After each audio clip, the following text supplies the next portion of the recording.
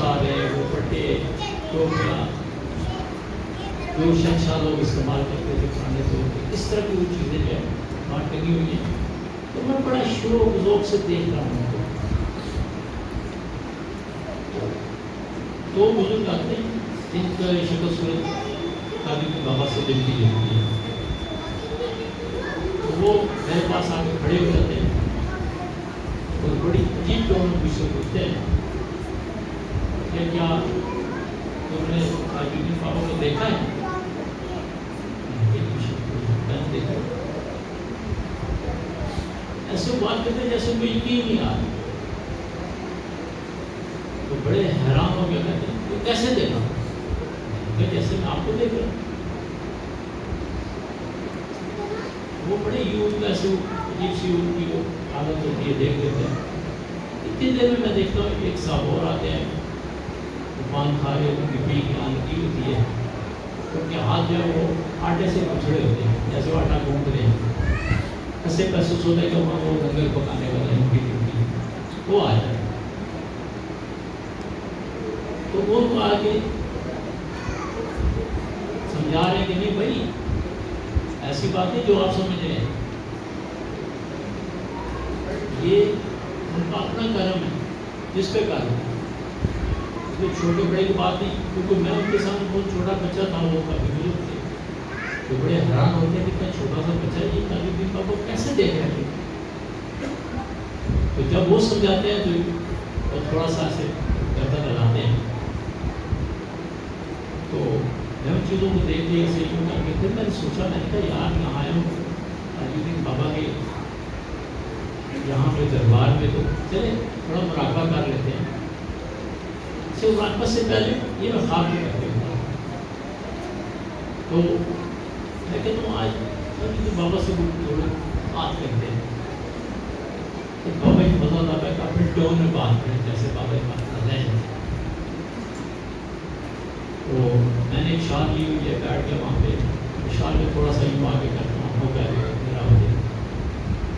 جو میں مراقبہ میں بیٹھتا ہوں فوراً بابا کو سیکھا آگے اسی طرح کیا مجھے چنتے ہیں، بڑے خوش ہوتے ہیں.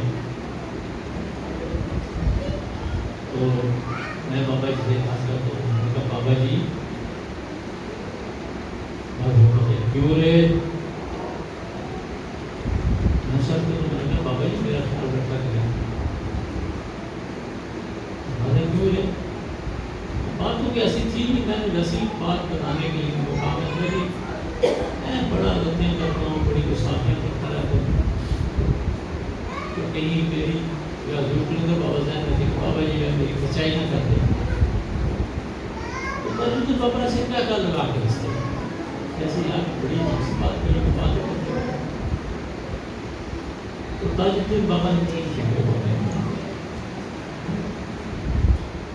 تم فکر مت کرو رے، ہم تمہارا خیال رکھیں رے، تم عیش کرے.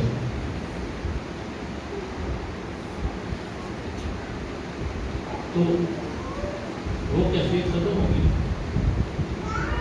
تو اتنے میں وہ جو بزرگ پہلے آتے ہیں جو بڑے حیران ہوتے ہیں، تو بڑے مدت ایسے آسمان کے کھڑے ہو جاتے ہیں. تو ایسے اشارہ کر کے چیزوں کی طرف پوچھتے ہیں کہ سر آپ حکم کریں، آپ کو کیا چیز اس میں سے آپ کو دی جائے، کیا دائیں کریں. تو میں نے ان کو کہا میں نے نہیں ساری میں آپ سے خوشی ہوں. میں نے کہا مجھے جو بھی دینا ہوگا تاج الدین بابا دے کے مجھ سے لے کے آپ سے میں کیوں ہوں گے، میرا آپ سے کیا لینا دینا. وہ پھر کیفیت ختم ہو. تو کہنے کا مقصد یہ کہ یہ ان کی کرم بازی ہے، ہمارا کوئی اس میں کمال نہیں. تقریباً کم از کم 2 ہفتے سے اتنی مطلب وہ بے چینی ہر وقت ذہن تاج الدین بابا کے ساتھ لگا رہتا ہے. ایسے محسوس ہوتا ہے کہ نہیں میرے ساتھ ساتھ ساتھ ساتھ ساتھ ساتھ. اور میں بار بار ان کی کتابیں جو اذکار ہیں، ہمارا جو بھی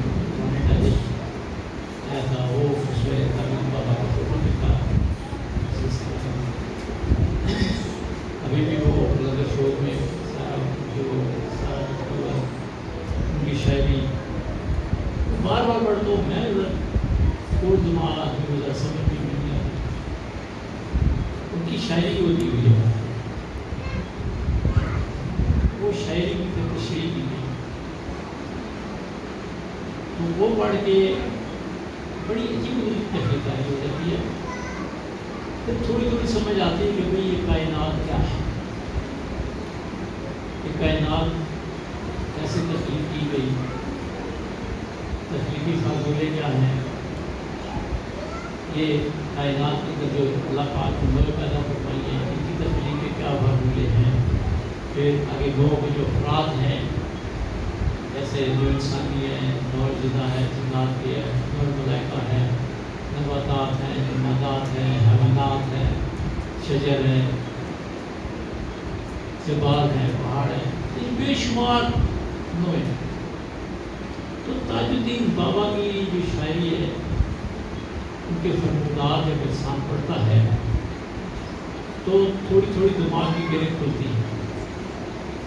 حالانکہ ہم پوری طرح تو نہیں سمجھ سکتے، بڑے اتنا دماغ کے وہ عقل کاملا چھوٹے سطح کے لوگ ہیں، لیکن اللہ کا شکر کہ چلے تھوڑی تھوڑی کچھ باتیں سمجھ آ جائیں.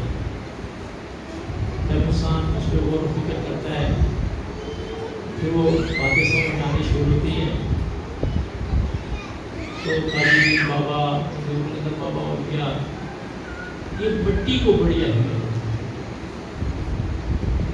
ان کی شاعری میں آپ دیکھیں مٹی کا ذکر ہوتا ہے کہ یہاں جو کچھ ہے مٹی ہے. دنیا کے اندر اس زمین کے اوپر جتنے بھی جو ہے ہمیں نظر آتی ہیں ساری ہی مٹی کی پیداوار ہے.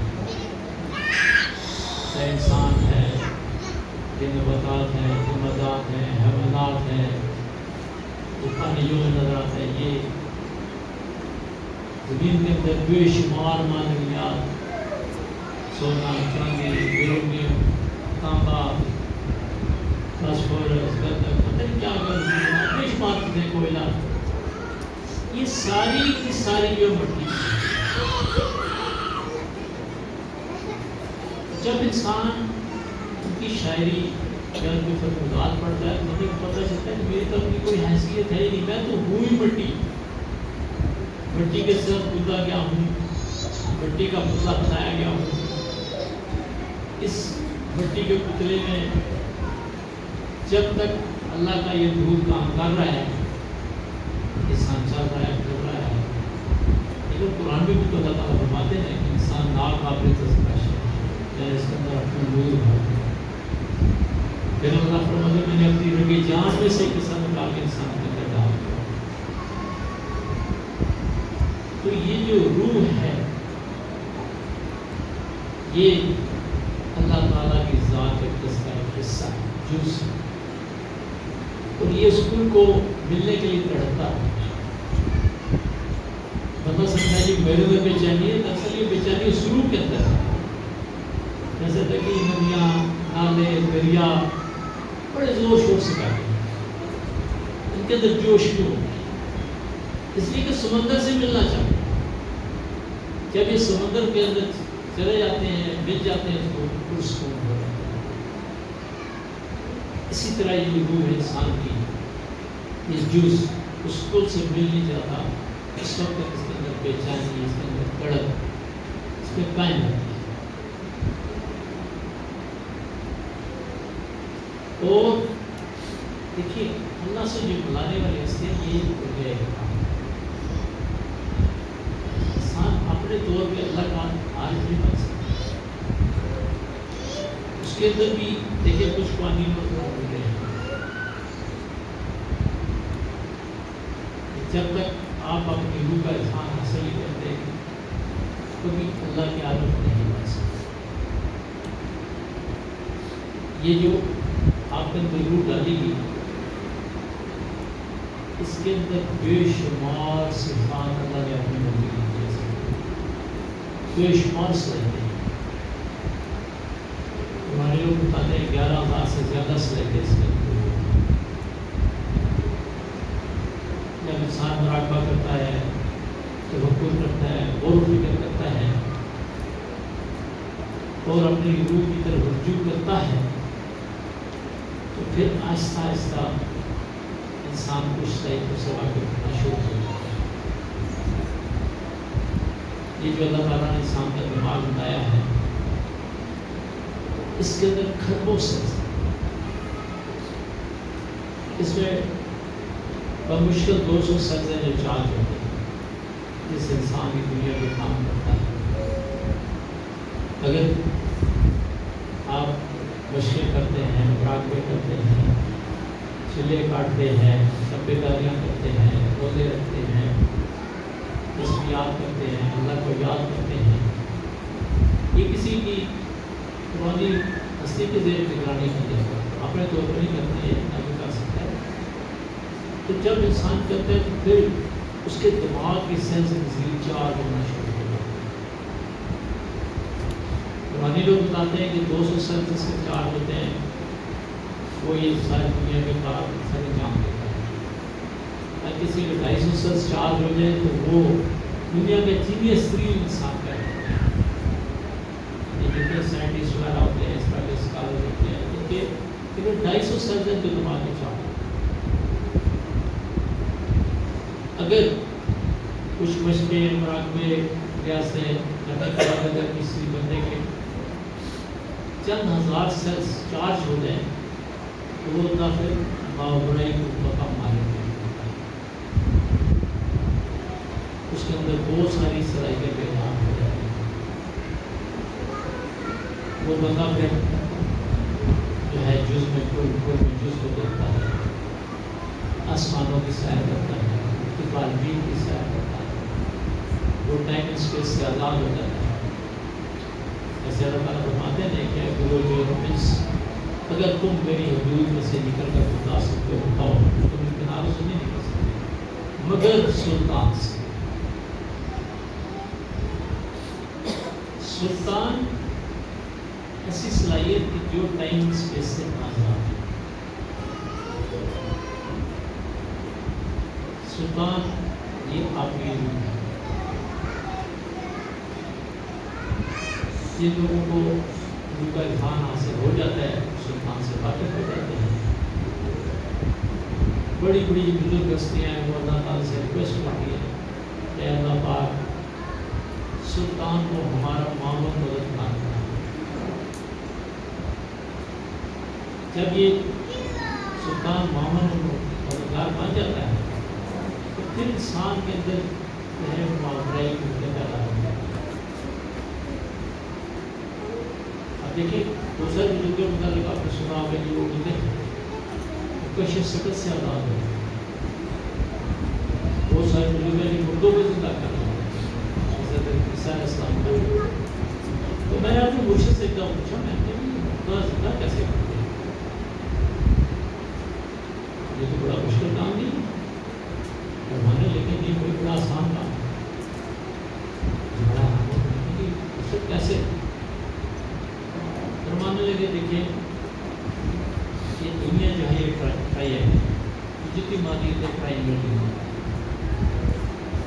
یہ سارا نظام سرکل ٹرائنگل پہ چلتا ہے۔ تو بندہ جب ٹرائنگل سے دکھتا ہے کرتا ہے تو سرکل میں پہنچ جاتا ہے۔ تو کہتے ہیں ہم اس کو سرکل سے اٹھا کے پھر ٹرائنگل میں پھر دیکھتے ہوئے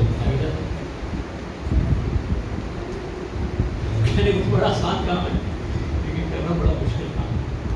لیکن باتوں میں انہوں نے ایک فارمولہ بتا دیا کہ یہ مردے زندہ کیسے کیے جاتے ہیں۔ یہ اللہ تعالیٰ کی طرف سے انسان کو صلاحیت ربوبیت کی جاتی ہے۔ یہ دیکھیں بہت سارے اولیاء کرام ہیں، جیسے شیخ عبد القادر جیلانی رحمۃ اللہ علیہ وہ مردوں کو زندہ کر لیتے تھے، اس طرح بے شمار اور اولیاء کرام ہیں وہ مردے زندہ کر لیتے تھے۔ تو کہنے کا مقصد ہے کہ یہ لوگ جو ہیں یہ اللہ کے قریب ہیں، یہ ہم نے علم لدنی ہوتے ہیں۔ علم لدنی یعنی علم نبوت، وہ علم جو کہ اللہ تعالیٰ نے نبیوں کو عطا کیا، ان کے علم اتارا، اس سے پھر آگے جو اولیاء کرام ہیں ان کو مشکل ہوتا ہے. اب انبیاء کرام میں بھی ہم دیکھتے ہیں اللہ تعالیٰ فرماتے ہیں کہ بعض کو بعضوں پر فضیلت یہ فضیلت علم کہ کتنا کسی کو علم دیا گیا. اسی طرح ہو گیا کام کا کس حصہ اس میں بھی فضیلت ہے بعضوں پر فضیلت ہے. اب دیکھیں یہاں پہ دو شعبے جو کام کر رہے ہیں. ایک ارشاد کا شعبہ ہے اللہ میں بہت بڑا شعبہ ہے وہ کام کر رہے ہیں. یہ لوگ ایجوکیشن کے لوگ ہیں اللہ تعالیٰ کی تعلیمات کو عام کرتے ہیں. یہ شریعت کی تعلیم کرتے ہیں کہ آپ لوگ کس طرح رہیں گے آپ کا رہنا سیکھنا کیا ہے خیر شر کیا ہے آپ کس طرح خدا کے کام کر سکتے ہیں نیکی کا کیسے پرچار کرتے ہیں نیک کام کیسے کرتے ہیں کس طرح اللہ کے آپ قریب ہو سکتے ہیں. کہ وہ لوگ جو ہیں اللہ کے علوم کو عام کرتے ہیں. دوسرا شعبہ تکوین یعنی اللہ تعالیٰ کی ایڈمنسٹریشن. اب یہ تاج الدین بابا جیسے لوگ حضور نندر بابا جیسے لوگ غریب امام جیسے لوگ بہت سارے بڑے اکرام یہ جو ہے یہ تکوین کے لوگ ہوتے ہیں اور یہ اہل تکوین کا ہوتا ہے.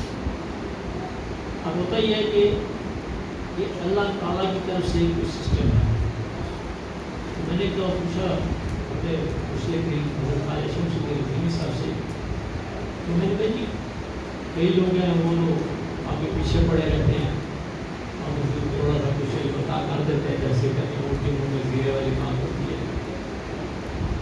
ایک آدمی آپ سے اردو میں بات کا پکڑ کے کھینچ کے اس کو دیتے ہیں تو غصے نے فرمایا کہ یہ ایسا نہیں ہوتا یہ اللہ کی طرف سے اللہ کی طرف سے ڈیوٹی لگتی ہے کہ یہ بندہ جو ہے آپ نے اس کو پکڑنا اس کو یہاں تک لے کر. اب یہ اللہ تعالیٰ کی طرف سے ڈیوٹی لگتی ہے کہ یہ اس سے کیا کام ہے کیا ارشاد کا کام ہے. اگر اس سے ارشاد کا کام لینا ہے ایجوکیشن کا لینا ہے اس کو پھر ارشاد کے لوگ اس کی تربیت کرتے ہیں صاحب ارشاد ہوتے ہیں. پھر ایسے لوگ جن سے اللہ تعالیٰ نے اپنی ایڈمنسٹریشن کا کام لینا تکوین کا کام لینا ان کی تربیت جو ہے اہل تکوین لوگ کرتے ہیں. تو تکوین